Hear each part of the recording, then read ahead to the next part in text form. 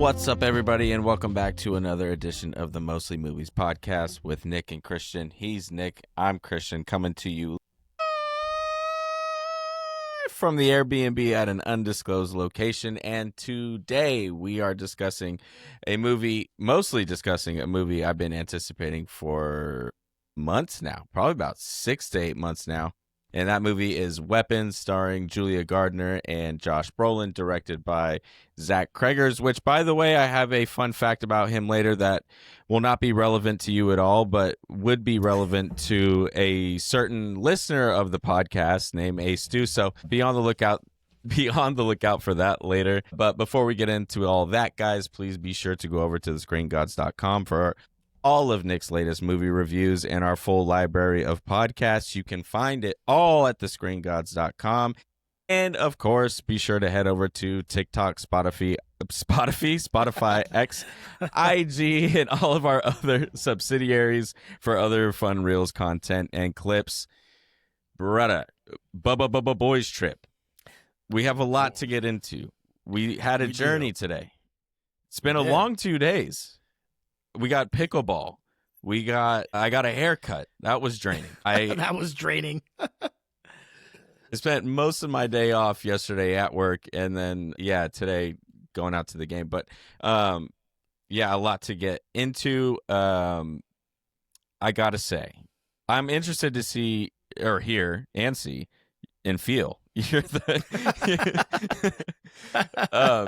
what you think about this movie, because coming out of it, I wasn't convinced. I feel like I liked it more than you did. I will say that. Is that the correct tone, maybe? I don't know, maybe, but I'm starting to. It's not clear to me, honestly, as we've been doing. You would think by our 35th episode we would have this dialed in, but I'm not sure who is a harder critic of movies, like you or me. Like, I think it depends on the type of movie. I really think that's what's going on there. A movie has to be like a movie in this genre. I think I gotta be blown away. Otherwise, sure. I kind of just go. It's not there. Now, this movie definitely was not bad in any way. I think it was a very solid film, but it's not. I didn't leave going, oh my gosh, I would love to watch. I think the easiest way to, and probably the best compliment, I bet you, if you ask a filmmaker, would be, would you watch it again on purpose? I think just the answer to that question is the easiest way and the most conclusive way to say whether or not, a movie really tickled your funny bone, so to speak. Sure. And for me, just to get out of the way, because you asked the question, I don't have a ton. I'm always going to piggyback off of you. But what I would say for me is, I'm not sure. That's where I landed. Would I watch it again? That doesn't mean it's bad. I think it does mean that it probably wasn't awesome. But that's kind of where I'm at right now. I don't know if I would turn it on and watch it again. I think it's interesting you say that, because horror movies are kind of unique in that way, where even if it is great, you're probably not finding yourself watching it again, right? Once the mystery's been solved and once the plot twist or whatever it is, you're probably not, I don't, even the best horror movies, I really don't revisit, especially because, I don't know. So they're kind of unique in that way. But anyways, so just a little background about this movie. It's basically just about 17 elementary school age children who go missing in the middle of the night at 2:17 a.m. And the movie picks up a month after these children go missing, where there's seemingly no answers and nothing progressing in terms of figuring out where they are. And the movie picks up at a parent-teacher conference, I guess, for lack of a better word, at the elementary school, where parents are obviously demanding answers, and the teacher is there, and she kind of gives a speech on basically what she thinks is going on. And so that's where the movie picks up. And what's cool about this movie, and because if you listen to the program, I'm a huge fan of Quentin Tarantino, and this movie is super similar in style, where they break everything down into chapters and from different points of view of, I think, 5 different characters. from the teacher to Josh Brolin, the grieving father, to a policeman, from a junkie to who the policeman assaults and harasses, to the kid Alex and Miss Gladys, who we'll get to. So it was really unique in that aspect, and I think that really added to not just being another kind of regular run-of-the-mill horror movie. And each character I really loved each character, and they all had redeeming qualities to them, except obviously Miss Gladys. But and they did a great job too of hiding who the main character of this movie is about, because you would think from the trailers it would be the teacher and Josh Brolin who it's centered about, right? And then come to find out it's really about Alex, the one child who I should say didn't go missing from the classroom. Right. And then Miss Gladys, the aunt. So they really did a good job of concealing that and not giving away too much, which we, when I talk about this being another Longlegs, or when I was talking about being another Longlegs, it's basically like giving too much away in the trailer and then that being it. So I thought they did a great job. Giving Yeah, and to be fair to Longlegs, I think it's more so. You're always defending Longlegs. Well, sorry. Well, actually, I'm not going to defend it at the same time. What I was going to say is it's kind of like a backhanded support of what you're saying. I think what Longlegs, the mistake was that they gave away the best parts of it in the trailer, and there was nothing else. But so therefore you're really screwed because the trailer for Longlegs didn't even give away that much, to be honest. It's just that there was nothing else. Right. It did, but yeah, it didn't. They just weren't able to. Anyway, go see Longlegs. You'll understand what we're saying. Yeah, this is very different. They didn't go into depth into Longlegs as a character at all. Which in this case they go into a lot of depth about Miss Gladys, but also some of it wasn't very clear to me up at first. And that's why we kind of took a day to kind of just process everything, because it was a lot. But what it did great, and what Zach Kregers is great at, is creating tension. And I was thinking about this today. It's like if you heard a knock on your door in the middle of the night, right? Like what's scarier? Is it like actually opening the door, or is it finding the confidence to actually walk up to the door and like look through the peephole and see what it is you're dealing with? You know what I mean? They're equally start. So that's a great question, and Mike is going limp on me. It's all. Oh, I've been there before, brother. Been there. So that's a really interesting point, because I fully support what you're saying about the building tension. There's a lot of things in this movie where he did a great job of that, which is why there's in no way is this a poor movie. This is a very solid movie at worst. But I agree with you, and I think it's both. The knocking in the middle of the night, the initial startle is entirely disconcerting. Like, oh, Jesus Christ. It's paralyzing. Then it's a secondary buildup, and you're totally right. You're like, do I look through the people or do I look through the window, or what angle can I take so that they can't see me, but I can see them? And you're also, this is my favorite part, and he did this brilliantly, as he said, you're hoping to see something, because seeing nothing would be even more terrifying. But also, the thing you see could be just as terrifying. So that whole thing, you nailed it. That was a great scene, and it might have been the most tense scene, other than the jump scare with Gladys, which you'll talk about at the end. Right, and that leads me to the opening scene and narration. I didn't really love. I thought the narrating was way too much, and I felt like it was kind of spoon feeding us like what we needed to know, instead of like. And I did appreciate, well, let me finish my point here. So when the kids initially in the opening scene were getting up and leaving their houses, he chose to go with a more lighthearted route, where he was playing that, like, I don't know, probably like 70s era song, where it's just a montage of all the kids getting up and leaving their houses, where I thought he could have built a lot of tension with that opening scene, showing the kids getting up and leaving in the middle of the night. I thought that was kind of a missed opportunity. But then you realize in the way the chapters are organized, it's all pretty lighthearted and almost like a dark comedy up until Hmm. you get to Alex's chapter and Miss Gladys's chapter, where it's just completely bleak and fucking horrific. But up Right. until then, so he just chose to kind of take that route. But I thought that was interesting. But the opening narration from the little girl, I thought just went on a little bit too long. Yeah, I think She was just over for explaining, I thought.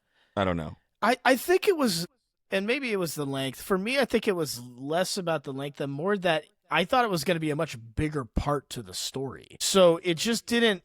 And as you pointed out, at the end of this movie, they pick up the narration again, but it's like one line, and so you're kind of like, all right, that, and the narration obviously disappears after the beginning. It's not picked up again. So I think it was, the way I would phrase it is almost unnecessary. It was almost not needed. Right. No, they could have just portrayed it on screen. Gazoom Excuse type. me. They could have just portrayed that on They screen. could have typed it all on a title card. Just typed it out. Not yeah, right? but not even that, but it could have just shot the movie and just I don't know. I don't know. So There's a lot of ways they could have done it, and I think that one it just I think it's because it. You know what? You know what it really comes down to? Actually, it just dawned on me now. You don't know who the little girl is. true. You have no connection with the little girl, so you're just it's soulless and empty. You have no connection with it, so that's probably Right. why it's falling flat. But yeah, I come back to like the cool thing about this movie is it's really centered about or it's really about Alex and what he's going through at home and all the horror and trauma he's going through while you have this teacher who is like ends up being the most well not most but pretty self-absorbed and like making the whole thing about her and making herself a victim, which from the trailer you would think she is, and she is in a way, but it's the movie's not about her at all in the end, which was a cool surprise I think for me, because again I thought I knew what I was getting into and then you really don't.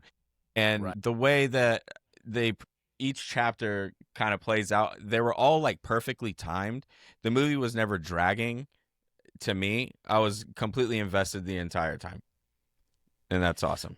I thought that the Brolin chapter could have been a little longer. Me too. That's the only complaint I have about the chapter sequencing, but I agree that, and I agree with the overarching premise of the format too. I haven't seen nearly as many Tarantino movies as you have. I have still not seen Django Unchained. So the movies I've seen are like his earlier work. So I've seen Pulp Fiction and I've seen like From Dusk Till Dawn and maybe one other one. But there's Right. a lot I haven't seen. I haven't seen the Once Upon a Time in Hollywood. Isn't that him? Yeah, but Pulp Fiction is a great example because that's also shot that way from every single character's perspective. And Yeah. another cool thing about this one is in each character's perspective, they're also interacting with the other characters that you've already seen from the other character's perspective, if that makes sense. Yeah. I might have just opened a portal, but yeah. So you're seeing them interact with each other also from their perspective, which is kind of cool.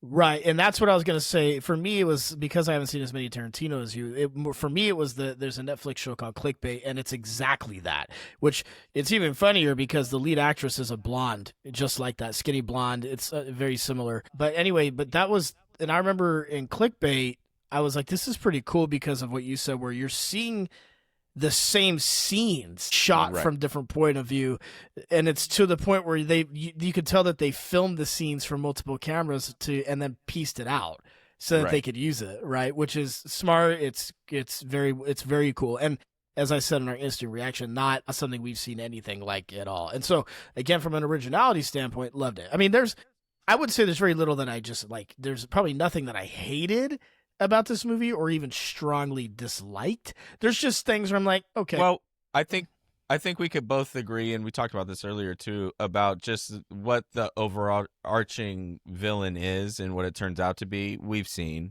and so I guess if there's any gripe, that's kind of one of them. Because without giving away too much, you just go, okay, well that makes sense. But it wasn't the worst thing, and the way they did it was, I think we both agreed, like a little bit unique, and also very fucking creepy. There's a lot of good creepy fucking scenes that linger with you more than even just the Miss Gladys jump scares, but the scenes that linger with me are any scene with the parents, the two parents who are basically comatose in the house. all those scenes lingered with me more. Also because of like the lighting, it'd be the middle of the day, but yet in the house it's completely pitch black and grim and just Right. Right. horrific. And they got the And lighting correct. yeah, nailed the. We love lighting. Yeah, those scenes really lingered with me a little bit more, and also just the way the makeup and costume on the faces were pretty fucking terrifying too. Especially the scene with the mom at the end in the bathroom trying to get in, and poor Alex is just shitting his pants, dude. So there's a couple of things. So thank you for bringing up the artistry of the movie, because there's several things I'm thinking about. So while the plot wasn't like amazing, or I think maybe it wasn't as First half great. it wasn't as unique and amazing as I was hoping it would be based on, the buildup of it. But that's okay. Things rarely are. But what was really, really strong was movie making just in general. We love lighting, but also I am a sucker for camera angles. Just camera angles, I think, are way underused. And there was two in particular that stood out. And actually, I mean, there's multiple things I want to say about this. But the first is and you just touched on one where you've seen the mom or the zombie or something coming through a door many times, right? That's been done a million times. But the way they filmed it was like from his looking up from his view and his mom looking down vertically at him. You were just like, that was so unique. You're like, oh my God, I feel like I literally am that kid. That was one that was awesome. There was another scene where Josh Brolin was just, and this is very simple. It's very subtle, but he's just reaching for a door handle.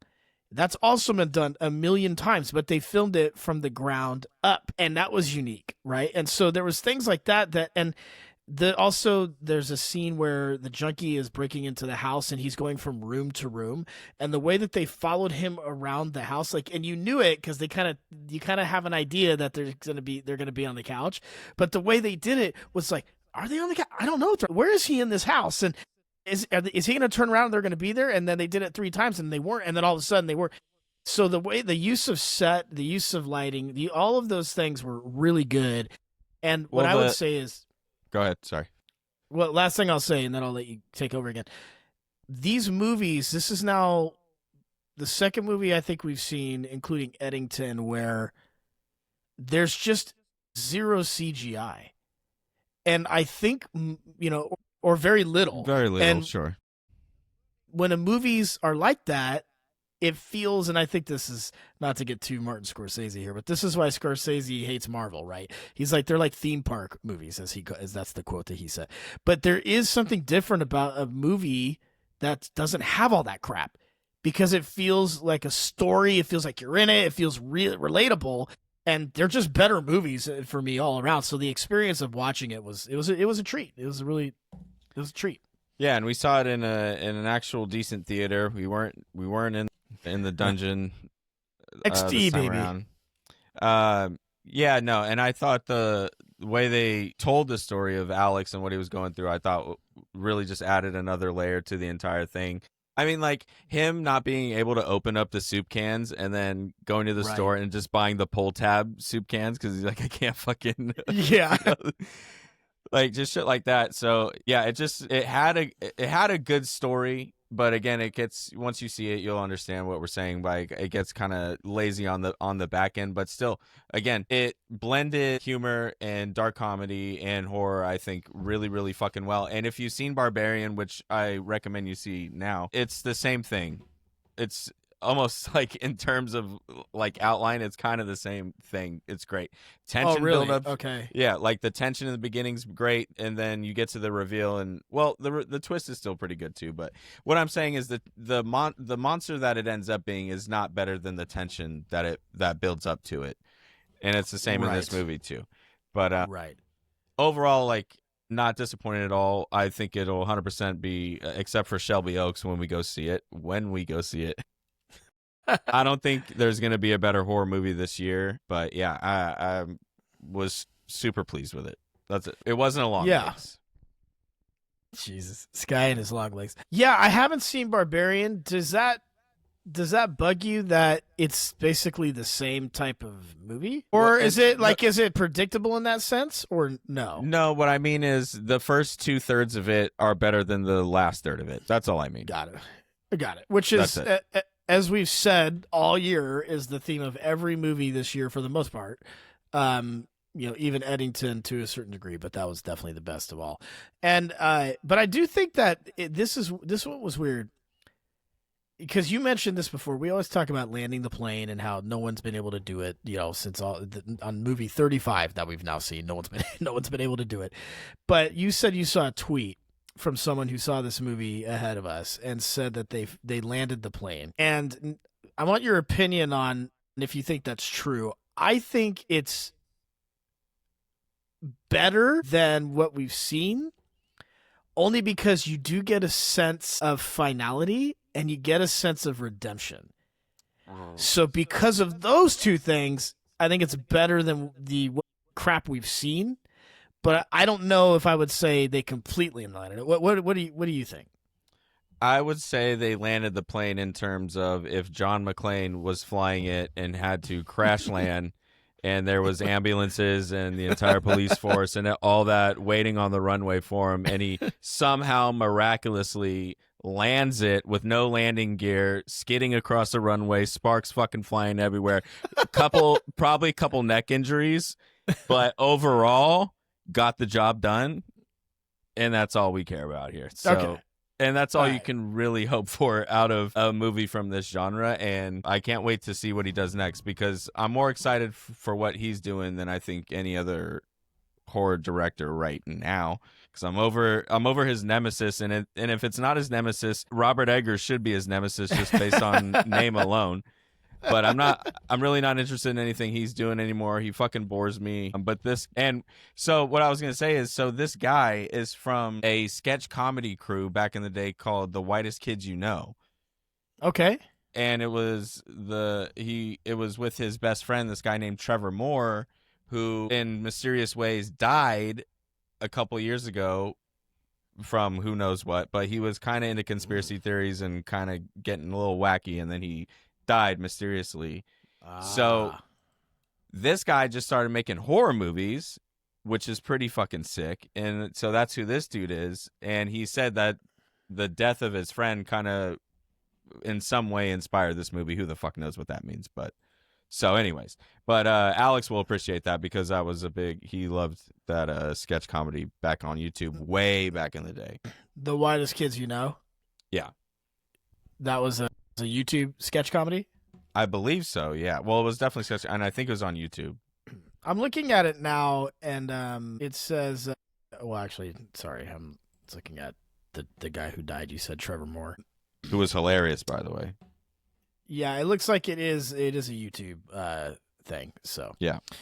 but anyway. yeah, maybe it's maybe drugs related. Maybe there's some tie into the tweaker inside the movie of this one. Who knows? That's an interesting theory, but yeah, I don't know. Yeah. But anyway, so that's who he is, and it's pretty fucking cool. His first two movies were pretty overall decent, and I mean, on your second movie, you're getting people like Josh Brolin to not only be in it, but then also produce it. You said is, pretty right? fucking, Yeah, pretty so fucking cool. yeah, that's what I saw. Hold on, when we were in Scream, but sometimes I get a little scared of myself because I'll think I read something and then I find out later like maybe I was wrong. But let me look at this and just fact check that. So it's well, he also, by the way, Zach Kregger also co-produced this, so he used some of his own money for this. And now that I'm looking at it on the internet again, it's not saying Brolin, but I'm pretty sure I think he was a part of it. So I think what's happening is he's not a big enough producer from a finance. All producing means, by the way, in case you're new to the industry, is that means you throw money at it. That's all that means. It doesn't mean you do anything really. You're just funding. It's just you're. No, it's literally all it. That's so yeah. Yeah, unless you are the actual studio, and of course not, and you're funding the studio, then of course you really are making it. But anyway, so I'm pretty sure he is a partial producer. But I think the point is that at least Josh Brolin invested as a main actor, and Julia Garner is someone who you know from Ozark. Is that where she's from? Correct. And and she was in a really popular Netflix show. The name escapes me right now, but Inventing Anna is where she's. Yeah, that's it. She was also in Wolfman that you and I never saw. Oh, yeah. Think our listeners will be thankful for that. Because you and me also, trying to bullshit about Wolfman for 35 minutes would be our Super Bowl. She also in Fantastic Four. Her name's popping up here. Maybe not as she's not part of the four. She's Shala. Yes, she's Shala Ball, whoever that is. Doesn't matter. I've never seen that movie, so. Well, Shala Ball that ain't the Human Torch, the Thing, Mr. Fantastic, or Mrs. Invisible. What is she? Right. Miss Invisible. I don't know. I don't know either. So let me ask you this. So let's go. I think so. Go ahead and give it a rating out of 5 flames. What would you give it? 3.5. I'm getting stricter. I haven't been Good. strict enough. I'm getting stricter. Agree. Now a 3.5 is a solid rating. It's nothing wrong with that. I think 3.7. 3.65. Yeah, I think 3.5 to 3.7 in that range is fair. Just because when you get into 4s, I think you're talking about like I'd watch it again, and so that's what I wanted to circle back with you on, because that comment we started with that, and you were saying in this genre it's rare to find something like that, right? And I agree. So now a little bit of this depends on how do you define horror versus thriller versus suspense, because things change, depending. But for me, I do have one that comes to mind, and I want to think more while you're thinking of yours.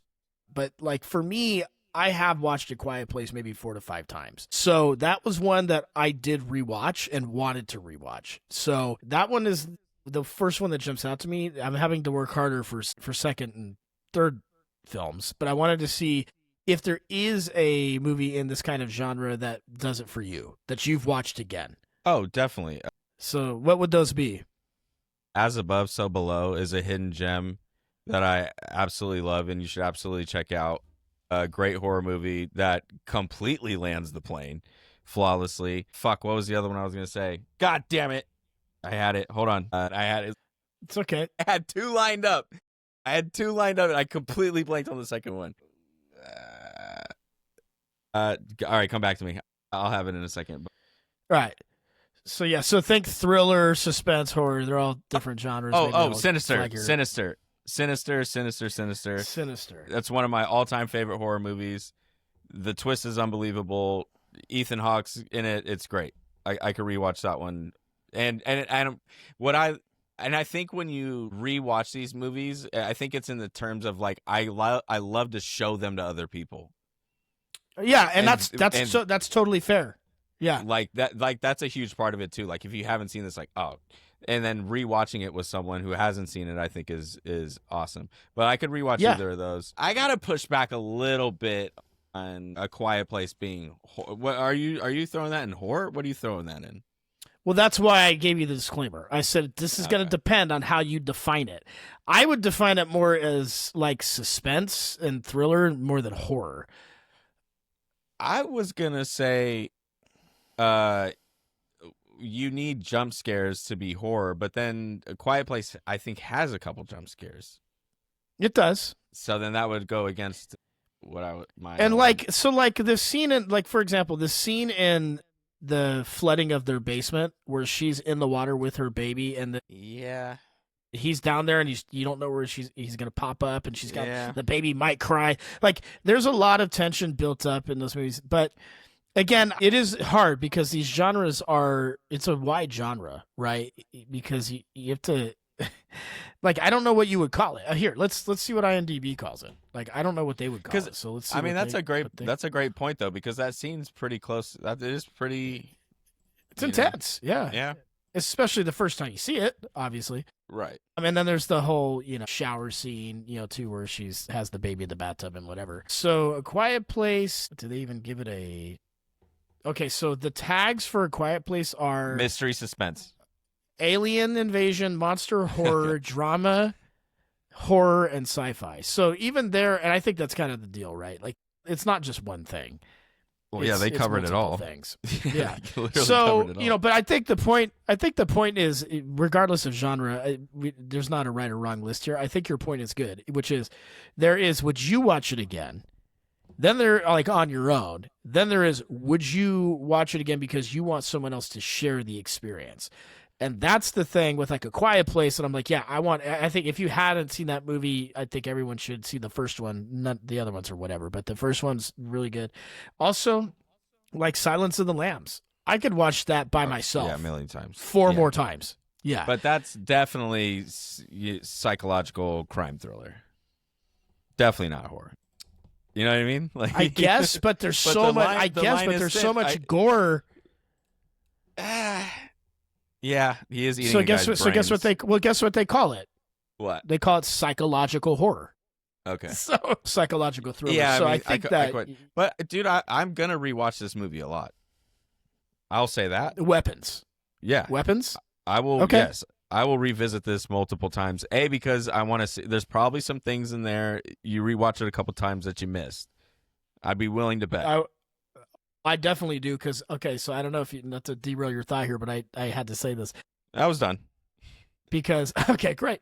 Because I don't know if you noticed this, probably not because you're actually watching the movie, not watching me. I do this thing. Oh, I'm watching you. As I've learned as a child and as I've grown through the teen years, early 20s, and have evolved into a mature, prepared movie watcher. I know that there's going to be jump scares, and I don't like the feeling. I love being in them, but I don't like the actual adrenaline that comes with it. So the way that I get around that is you're going to laugh so hard because I've never told you this before. When I know it's coming, because you always know that it's about to happen, I squint my eyes so that the picture is blurry and that when it happens, it's way less jarring. Or what I do is I have my hat, like I had my hat on yesterday, and I'll do this where I'm looking at the movie, but I cut half the screen out with my bill so that I don't see the full face of so anyway, that's what I do, and I did that a lot in this movie. I have absolutely done that. Who am I here to lie to you, brother? I've 100% done that. And I did think it was weird when I saw you with a hot dog bun covering your eyes like Cyclops. I thought that was shut up. I thought that was strange. No, I've been there 100%, dude. No, I do this here. I do this. And what do you do? Were you covering half the screen? Yeah, you can go like up a little bit too. There you go. It's just a field of vision thing. Yeah. Yeah. No, so anyway, I'm not here to hate on you, but yeah, I've been there a million times. But I have to do that.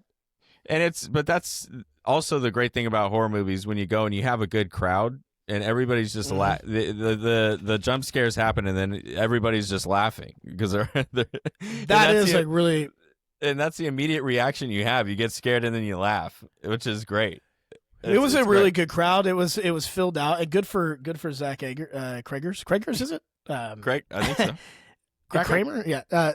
So good for him. Like you said, there was a lot of people in this movie. They did a good job, as you said, marketing with the trailer and the build up and not giving away too much and having stars in it, but not stars that dominate the narrative of the movie, which is really important, I think, these days. Like you put Pedro Pascal in this movie, which he was almost going to be, and I think it ruins the movie.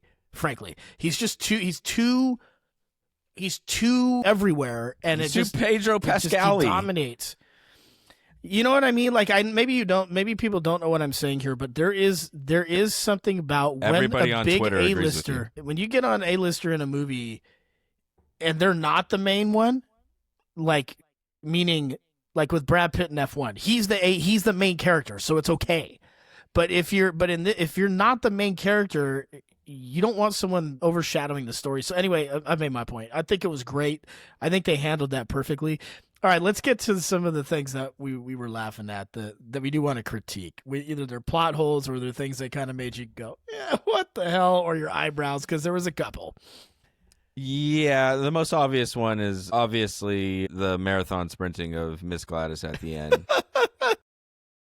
And the kids just running through glass and like thick glass doors, like double pane glass doors.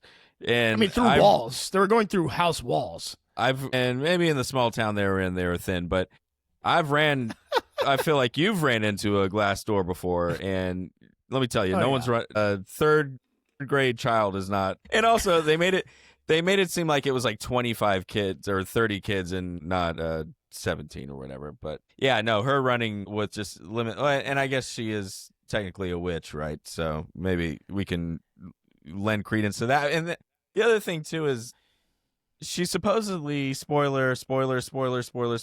She's supposedly using these kids in the basement to prolong her own life, right? Because she's not well, right? But she doesn't seem to be getting any better, and she had the kids for an entire month, and she was still all fucked up. So I don't understand. I didn't really understand what was going on there, or what really her goal was, because I would have thought she would like start looking younger or something. You know what I mean? Like generic witch shit, but.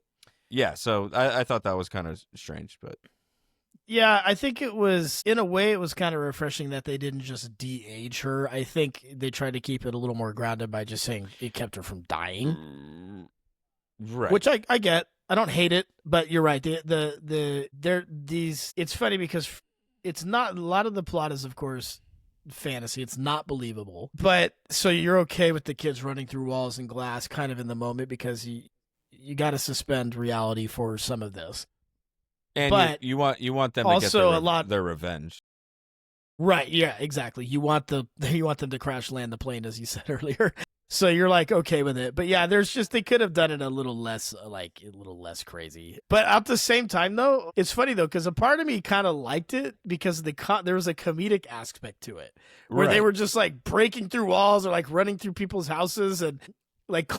Kind of like rolling through glass and getting up, like there was, and you it was so over the top. It was the only over the top thing they really did in the whole movie, to be honest. And so I think that because it was at the very end and because of the redemption part you were talking about, they got away with it. And I think your analogy was good of landing the plane. It was like, yeah, they landed it, but it was dicey. You know, Bruce Willis had to, you know, he didn't know what he was doing, but he just got lucky, kind of thing. Yeah, no, and him and his green wife beater had to save the day. No, and I think green. I think I was a little too harsh there too. I don't think it was that bad. More like a little bit of turbulence when you're landing and the plane kind of goes left to right, and then you kind of got to straighten out, and you're kind of like your booty hole puckers. It kind of skids. Yeah, it kind of skids. Yeah, that's more what I mean. Maybe not. Yeah. As bad as I painted it, but. No, I think that's fair.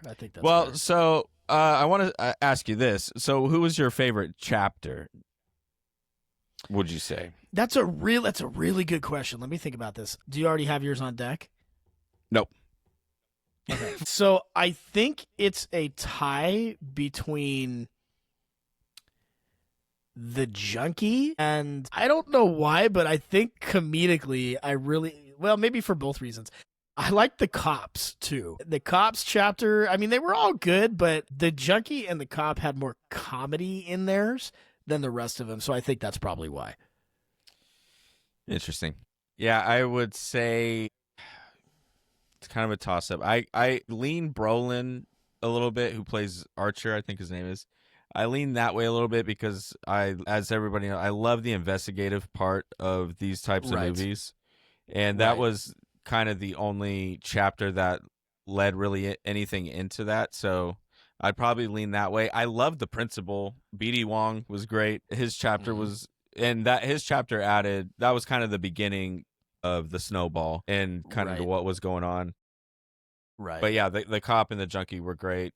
I mean, in terms of like the most I mean, it's hard to pick because they're all so uniquely different. I mean, the best and most invested chapter was Alex. It's Alex for sure. Yeah, but that was also you didn't love watching it. No, but it made deeply unsettling. it deeply unsettling, and it made you uncomfortable, which it makes you feel things, right? So that you could make an argument that that's the best one. But I think if you're asking me watchability, what was my favorite? I think I really liked I think the cop, if I had to pick one. I think just because there was even a scene that I don't even know. You had to get up and pee real quick right at the beginning of his chapter, and there was a scene where his wife is on the phone and he's at his locker. His wife is on the phone talking to him while he's at the locker at the police station, and she's giving him a list of like things. And she's not really saying anything crazy to him. She's like, hey, tell my dad we're going to join him for their dinner, and just some honeydew things. And he's clearly not happy in his marriage, but there's not really too much reasoning why. And so she hangs up, and this was right when you left, and I don't think you caught this unless you were watching it in the hallway. Right when she hangs up with her, he just goes, Jesus fucking Christ. And he just shakes his head. Like, she was just so obnoxious to him, but she really didn't do anything. It was just like basic wife stuff. And he was just like so irritated with her. But just the way that actor was really funny with the junkie too, like those scenes. So yeah, his role in the movie was funny because he just was kind of in the wrong place at the wrong time the entire time.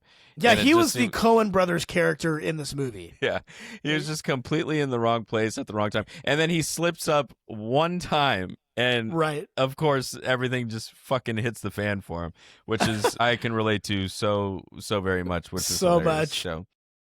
So, but the junkie chapter was really good too. I mean, the more we talk, the less disappointed I am. I think the disappointment initially was only. Would you say disappointed? No, I'm just saying I was never disappointed in relation to it being a good movie, but because of the hype. So here's what I would say: the preview, because it did such a good job of hiding the villain and hiding what's really going on.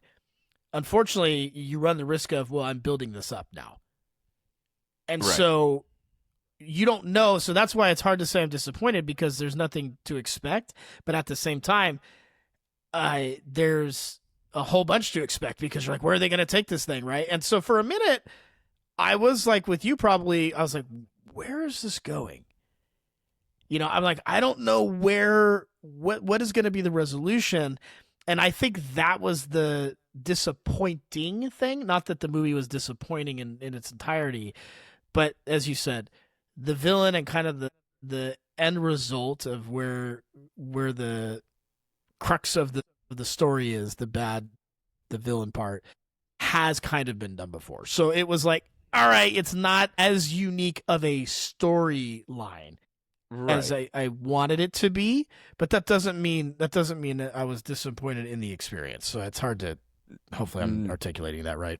No, 100%. And the ending, I mean, if you look at each character, no one got any resolution, from the junkie, from the cop, to the teacher, to even the parents.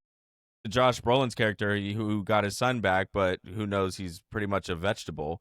He gets no resolution. The principal, what happens to him? He gets no resolution. So it was unsettling. It was resolved, but you don't feel good about it. And that's kind of fucked up. And I appreciate that about it, And it's funny because the person who honestly would get the most reprieve is the teacher. And they had an opportunity to kind of film it that way, and they didn't even do that. Like, they kind of just let that go too. So, and then, like even said, no one really. Even Alex, I mean, like part of the last dialogue was someone else feeds his parents soup now, meaning they're in a mental hospital and he's living with somebody else. So even poor fucking Alex, after all he went through, he gets no resolution in any of this. So, yeah, no, it's just that's true. Pretty freaking unsettling, and but at least it doesn't leave the reason behind why things went down ambiguous. It at least explains it fully, and then after it's like, but we're still gonna just fuck you up a little bit. So I don't know. Yeah, and that's why they did land the plane, because you're not left with, there's no loose ends, and they're not trying to tie up too many loose ends, which is what I think a lot of other ones do. And I just, to kind of put a final bow on it, I think we started with would I watch it again, and I said I don't know. I think I would after talking through this and reflecting on it, and I'm sure that I will because at least one of my twin daughters wanted to see it, and we know my oldest daughter wanted to see it as well. So I'm sure that we will see it again, and I don't think I'll be mad at it. I just know what to expect now. So, all right. Right. Totally.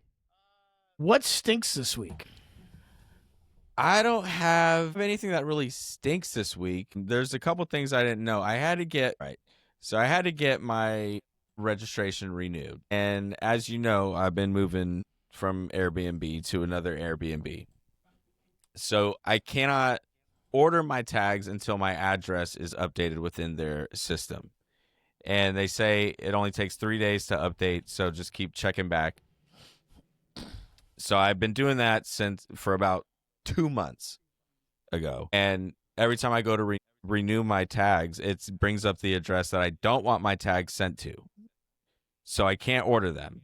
So finally, a week ago, because my date's coming up, I had to just call the DMV, and I'm going back and forth with the guy, and I'm getting a little irritated because I'm just like, why isn't it updating? And of course, he's just like, I don't know. And he even said he's like, I'm not tech support, which I found a little bit sassy and unnecessary, because I feel like you should still know what the fuck is going on and why. Or tell me get me the answer. If you're not, get me the answer. Right.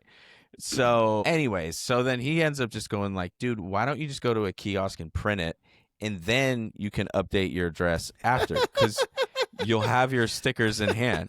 And I go, what the fuck are you talking about? And he's like, there's a DMV kiosk that apparently you can walk up to, renew your registration, and print your sticker on site. And I'm talking about in a Safeway. In a grocery I know you store. you didn't know this. You sent me a text and you were like, "Did you know this?" I'm like, "Yeah." And it like completely disarmed me when he said that, because I was getting hot, and then it was just like, he's Elon Musk now. You can fix this right now, sir. Yeah. And so I sure enough, I fucking went, printed them, no problem. And yeah, I got my text. So what was a little stinky ended up being not stinky at all, but I still have to call them back and update my address and do all that bullshit, but that remains to be seen. But what was really funny today was we were on our way to the old ballpark to see the Giants versus Padres, and I made reservations at this bar that is right across the street that we've obviously seen a million times as we've gone to the games.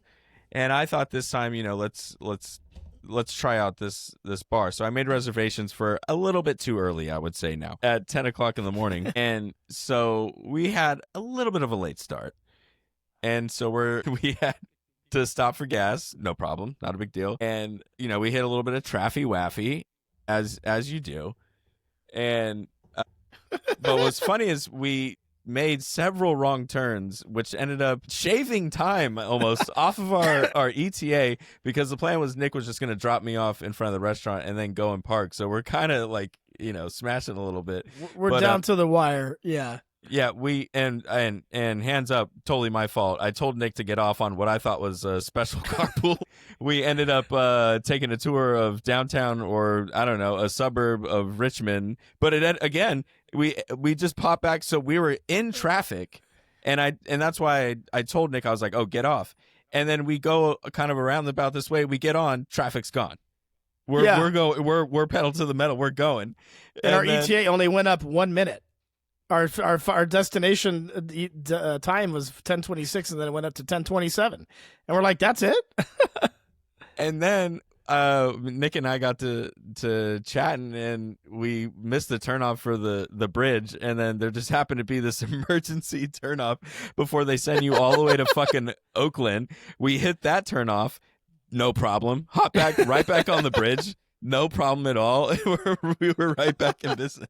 But and that one got dicey real quick, because I noticed we were talking about movies, of course, like we always do, and I just kind of noticed, like, oh my god, I missed the junction to get to the Bay Bridge, and then there was another junction, because down in that area it's like split everywhere, and I'm like, I think I missed it, and Dad and Christian were like, I think you're good. I'm like, I think I missed it. And next thing I know, there's two more. There's another split, and I got to make a decision, like red pill, blue. Split decision. And I'm like, literal split decision. I see what you did there. And so I just went, I think I got to go right because it feels like the bay is this way. So there's no reason to go right other than just I know where the city geographically is physically. I'm like, the city is to my right. So I'm just going to instinctually go that. I felt it. And next thing I know, like you said, we just popped up right to the toll plaza, right to the fast track. We're like, how the hell did we get here? It was almost like it's crazy. These are the routes we should be taking. Right. And this is not what normally happens when you're late. When you're late, normally everything you do is wrong. Yeah. Everything you do is wrong. It was like we jumped off the side of Rainbow Road on Super Mario Kart and landed it. Oh, what a deep cut that is. I love it. God, love me some Mario Kart. Yeah. Yeah, no, it was just very Costanza, and we love those types of situations. So we made it. We made it with time to spare. Well, what a great segue into my What Stinks this week. And that is the San Francisco Giants are embarrassment. This was our godson, our nephew's first real game as a functioning human. He went when he was like a sack of skin, but he's, hasn't been there since. And our family's big Giants fans, and he lives with his grandpa or pop, and they watch the games all the time. So he's seen the park, and we were like really excited to take him to his game and have him go to the stadium. And I think overall he probably enjoyed the experience, but what a terrible snooze fest we saw. The Padres dominate 11-1. We didn't score a run till like the 10th or 8th inning. And it was one run, and you would have thought we were at an Argentinian soccer game, dude. The stadium erupted. It was almost out of sarcasm. I think it was sarcasm, honestly. We were just like cheering one run. Not for me. Such an I was genuinely happy. Yeah, I mean, it's like, we're comically happy. So that's all he got to see. So that does stink this week that, he didn't get to see a very good game. But man, that ballpark is just beautiful. The weather was incredible. And I wanted to say something though, real quick about your DMV thing. So I told you I would tell you, Christian asked me, did I know about it? I'm like, my response was, yeah, of course I have.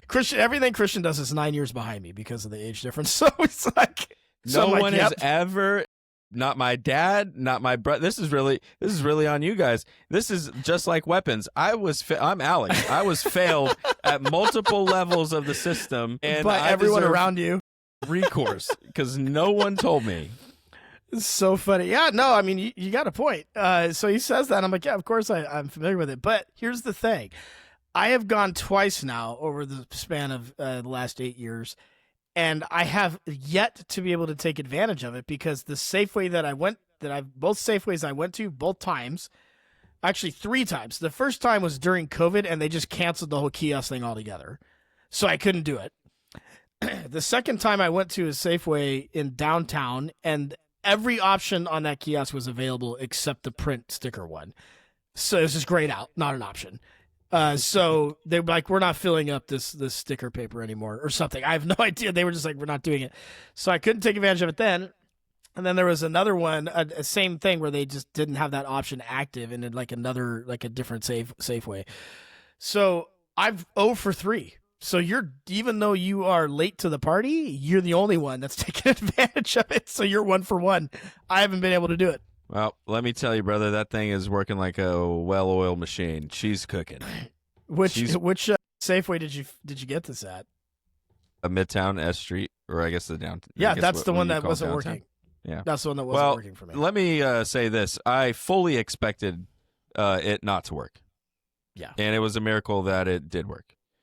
Because I didn't have I don't know why, because I'm actually really good about this, but I did not have my old registration card for some reason, and I don't have my renewal paperwork for some reason. I threw it away, probably, most likely. And so I didn't have any of that, but I didn't need it. All you need is the last 5 of your VIN and your license plate, and you are good to go. You pay $150, of course, and then you're good to go. California, what a joke. I found funny when we were at the game. So our starting pitcher, his name is Kui Wang Tang, and Nick, who's sitting next to me, goes to our dad and he says, "Dad, where's this pitcher from?" And very privately to my brother, I said, probably like Korea or some shit. And this woman in front of me immediately turns around and goes, "He's from Taiwan." And I go, "Oh, okay." Hate that story. Most Asian woman turned around. Yeah. She's completely Asian. She's probably Taiwanese or Korean. Well, she had Jung Ho Lee jersey on, so yeah. So I immediately lost the room as soon as 5 minutes into sitting into the section. And that's probably why they all voted for Bohemian Rhapsody as the eighth inning song. And then we had, which I'll admit, the choices weren't great because you had, I do like the bar song, but it's been overplayed at this point. And then you had Too Sweet by Hosier, I think. Hosier? I don't know how to explain Yes. it. Or pronounce it. And that's a good song, but again, I've heard it a bunch. And then you had T Swift. But clearly, the pick is not Bohemian Rhapsody at all. And it won decisively. And I think it was out of spite. Yeah. Let's get into this. This is a bold take for our TikTokers. I know I'm going to get killed for this. So this is akin to your Bob Dylan stinks take. Bohemian Rhapsody might be the most overrated radio listen I've ever heard. Everyone sings it at karaoke. They love it. They can't get enough of it. I cannot handle this song. You guys, so what Christian's talking about is they give you an option for the eighth inning soundtrack that you sing along to at the Giants game. And the options, as he already laid out, were Taylor Swift, Bohemian Rhapsody, Hosier, and the bar song by Shabuzi. And I knew it was going to be Bohemian Rhapsody the moment they put it on the screen because for some reason, the world loves it. And I don't understand it. And it's not just like older folks. I mean, this is a very old song. Even young people love it. I can't handle it. It makes me want to blow my brains out. It's how much I hate this song. That one and then Hey There Delilah from the Plain White Tees. Those are the two songs that just get in my skin. Are they catching strays? The Plain White Tees. They're not hurting anybody. Repeat. I feel bad for I feel bad for them, but not really because that song stinks too. But thank you for reminding me of it. That is what stinks this week is the fact that apparently I'm the only one. I know you're not a huge fan of it either, but I have visceral hate for this song. I think it's just because people love Queen and they love Freddie Mercury and they just worship the ground he walks on. I don't know what he's doing in that song. It sounds like he's milking puppets. I don't know what the hell's going on in there. It's insane. I hate it. I hate it so much, dude. But he's milking puppets? That's right. Let the image settle. You know, the part where he's like, I feel like it's maybe defiling puppets is a better term. I don't know. It's not good. I hate it. Like Pinocchio? So no, like a sock puppet. That's what I think of whenever I hear it. I hate it. Yeah. Okay. Have we bottomed out? We're clearly in the we're clearly in the minority because the entire crowd loved it. So 46%, to be exact, of the stadium chose that song. Yeah. That's a lot. Yeah, and the other thing too is I got to bring up is the t-shirt gun. We got to stop with Let's hear it. We got it. Well, we just need to stop. It's embarrassing. Even if you have kids, it's embarrassing. It's like I don't even want to say what I spent today at the stadium, and people are just willing to overlook all that as soon as they bring it out. And we're also getting killed 10-1, and they go, let's bring out the t-shirt gun. So it's just kind of offensive because it's them just trying to smooth things over for how shitty they are and how expensive everything is. And then you just see the people who are willing to go along with it and just it's the best thing ever. And you're just like, it's a form of brainwash, really, is what it is. Because those people are going home and they have their shitty quadruple XL t-shirt that has Xfinity probably printed all the fuck over it. It's probably more Xfinity logos than Giants logos. You're never going to wear it. And then you get home and you go, I guess the $500 was worth it in the 2 hours of traffic home. So I don't know. It's just kind of sad to see. And I'm over it. You got to, those people should be shot. Wow. Wow. I think you mean metaphorically. I don't know. Yeah. I mean, shot with a t-shirt gun is what I mean. Yeah. Well, that's already happening. Yeah. Dude, you know what it is, though? Let's be real. Let's be real. We are jealous of how happy they can be over such a thing. We have reached a part in our lives where that's not going to do it for us. And we are jealous. You know what? It's the same. I had a similar comment about people lose their mind with the t-shirts, as Christian says. They're losing their mind. Wait till you see them on the dance cam on the screen. You would have think that they just hit the lottery or they got their 15 minutes of fame, or the smiles are so big, ear to ear. They're so happy. Even they're terrible dancers and they don't care. They're so happy to be in front of thousands of people on a screen. And I'm just jealous. I'm envious of how easy it is for them to be happy. For those people, all love to them. If you want to get up there and dance and embarrass yourself, all love for that. But the T-shirt, you know what I'm jealous of? I'm jealous just of the T-shirt gun. I would like to own one. So you can shoot people with it? Well, I don't. Maybe load my own shirts into it. Maybe a size medium. shoot them around the house. I don't know. It would be fun to kind of shoot our nephew with that right in the face. Yeah, that would be tight. Fun. But yeah, the T-shirts. It's obscene at this point. It's crazy. I think you're right. And then they, at least here today at the Giants Stadium, they went upper deck, which I've never seen before. You go to any NBA game, they're not coming upper deck with those T-shirt cannons, dude. If you're in the upper section, you're not getting a T-shirt. No, and also I was just disappointed because as bad as it was today, what we have to do in order of protest is when they bring the T-shirt gun out, nobody stand. Nobody move. No one show any emotion. It should Don't get excited. Don't get excited. Don't even. Yeah, just stay in your seat, and it would be hilarious for the mascot and everybody to be up there dancing with the T-shirt gun, and nobody gives a fuck. That's what they deserve. That is how we fight. That is how we win. Well, at least I will say this. At least they weren't trying to hide what they were doing, because the announcer of the T-shirt gun, she was like. She said she gets on the camera and the big screen. She's on the sideline with the T-shirt. She's holding the mic, and she's like, "We got to try and get some energy going because this is not good." She's like, and so we're bringing out the T-shirt guy, which I appreciate the honesty. I love the breaking the glass on the T-shirt gun. That's the last resort. They go, holy shit. You got the announcers, Mike Kruko and Dwayne Kuiper, in the booth, like, they're bringing out the T-shirt gun. They're bringing out the gun, dude.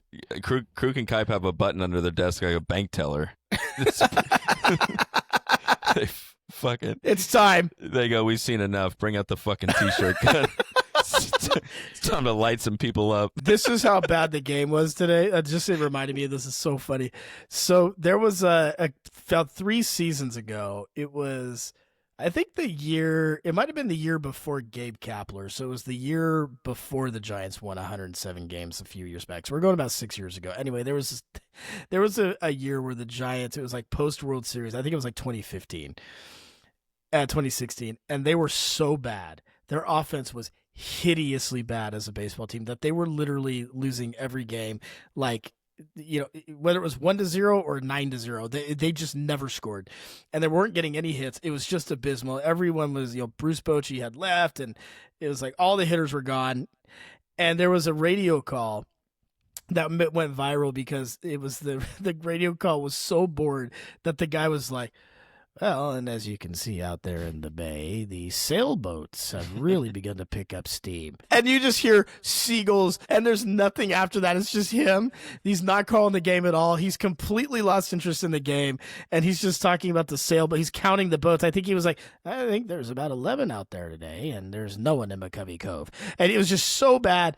And that's what the game reminded me of today. I'm like, I felt so bad for Mike Kruko and Dwayne Kuiper calling the game today. It must have been just the worst experience. What is that movie with Jim Carrey and Alec Baldwin, where I think his company goes under, and he goes to Alec Baldwin's house. He's playing the CEO, and he's giving him this whole speech because I think he's giving him a promotion, and then his company goes under, something like that. And then Alec Baldwin, he's like staring off a cliff in his backyard in this huge mansion, and he just goes, "Like my daddy always said." Oh, that's not Alec Baldwin, but I know who you're talking about. I know it. You're thinking. Alec Baldwin? No, it's the other guy. I think it's the guy from Step Brothers, the dad from Step Brothers. I'm pretty sure. You're thinking of the movie Fun with Jane and Dick. I think is the name of the movie. Is that it? Fun with Jane and Fun with Dick and Jane. Excuse me. Jane and Dick. Well, it's the same That's on a thing. different website. No. Fun with Jane and Dick is a different website. Oh, you know what? We're both right. So Alec Baldwin and Richard Jenkins, who is the dad from Step Brothers, are both in it. I think the "as my daddy always said" thing was Richard Jenkins, but either way, it's a hilarious thing. Anyway, yeah, he doesn't say follow up that with anything or any quote, and then you just hear a eagle in the background. Yeah.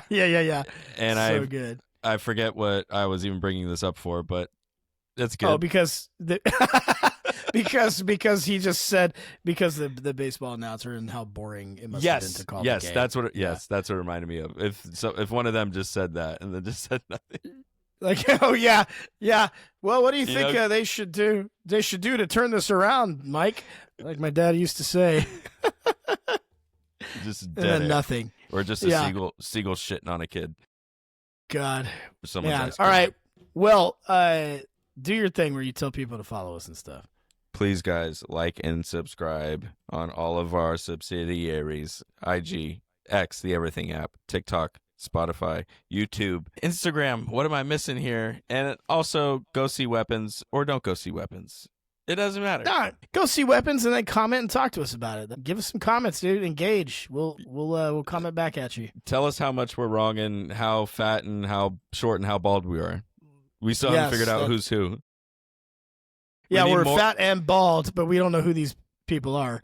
We need more descriptors, so hit us up with that so we can solve that mystery in chat. The hate comments are very easy. If you guys would like to throw some like supportive comments, we'll take those too. I know That'd those be are much great. harder for you guys to do. No. I mean, someone gave us some constructive criticism about my mic and how much of a dumbass I am, and that's I think only improved the quality of production for this episode, not the past two. Oh yeah. No, I mean me telling him that didn't do it, but the commenter Well, really, I think that's. No, you and I. This is breaking the fourth wall, but you had a conversation with me about how I'm not talking into the mic, and his comment was about how what he said was, "Is this guy's mic even on? What's the point?" And then I think that triggered you to have a conversation with me, which again, hand up, true, but I think it's improved the podcast. So great. You owned it. You're right. That was constructive criticism. And they didn't say it super nasty either. It was direct, but it wasn't nasty. So shout out to you. Yeah, it was great. I don't know all right. who the Anyways, guys, handle was. go see Weapons. Let us know what you think. Let us know your thoughts. We'll see you next week. Love you. Later. All right, guys. See you later.